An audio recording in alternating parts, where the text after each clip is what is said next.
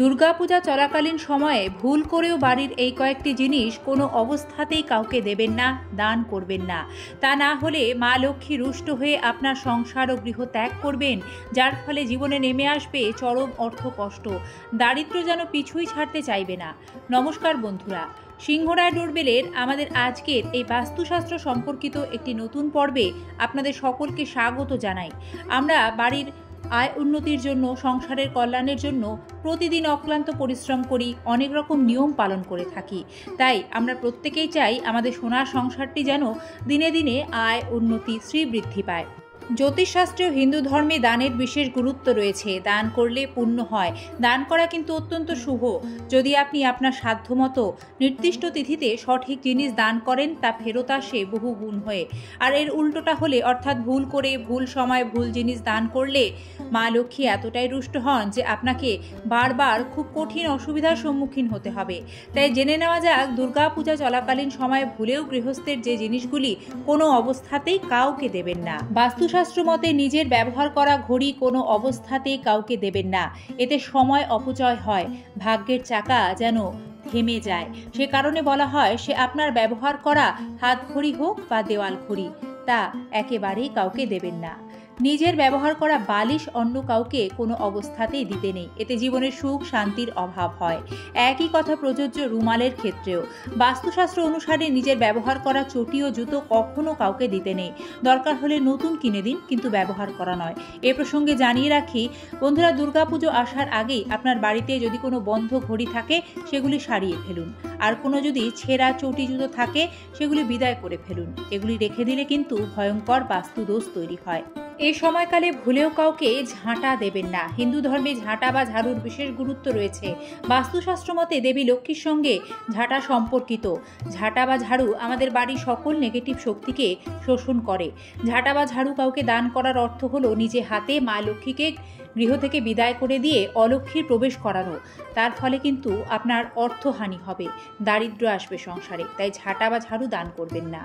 বন্ধুরা, দানে যে পুণ্যফল লাভ হয় তা আমরা সকলেই জানি, কিন্তু সঠিক সময় দান না করলে হিতের বিপরীত হয়, ঘোর বিপদে পড়তে হয়। যেমন ধরুন, শাস্ত্রজ্ঞরা বিধান দিচ্ছেন এই দুর্গাপূজা চলাকালীন সময় সূর্য অস্ত যাওয়ার পর, অর্থাৎ রাত্রিবেলায় কয়েকটি জিনিস একেবারেই দান করতে নেই। তার মধ্যে যে জিনিসগুলি অন্যতম তা হলো দুধ।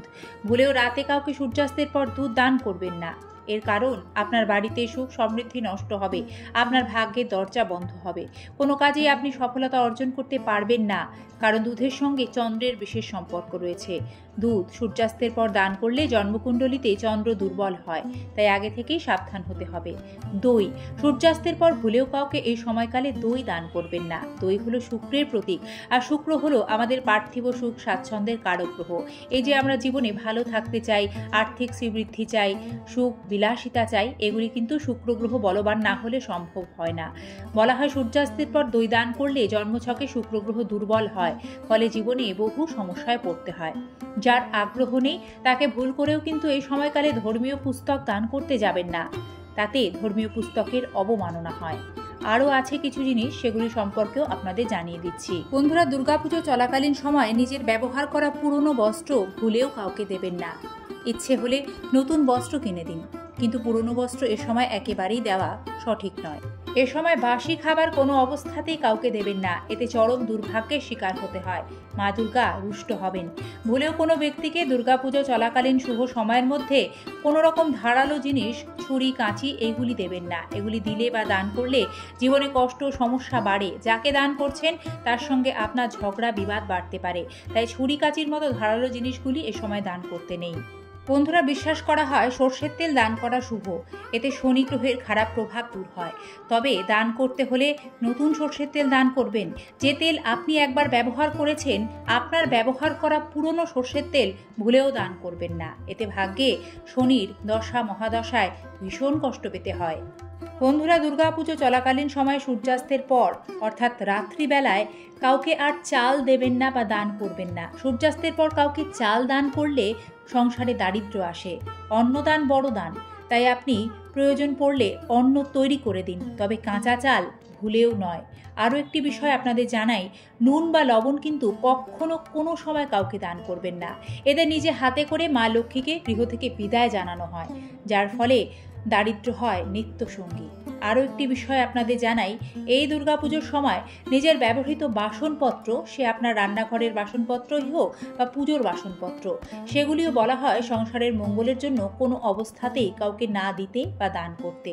বন্ধুরা, বাস্তুশাস্ত্রবিদরা বলেন একটি বাড়িতে বাস্তুদোষ থাকলে প্রচুর পরিশ্রমের পরেও সে বাড়ির সদস্যরা কাঙ্ক্ষিত ফলাফল লাভ করেন না, তাদের জীবনে বারবার বাধা আসে।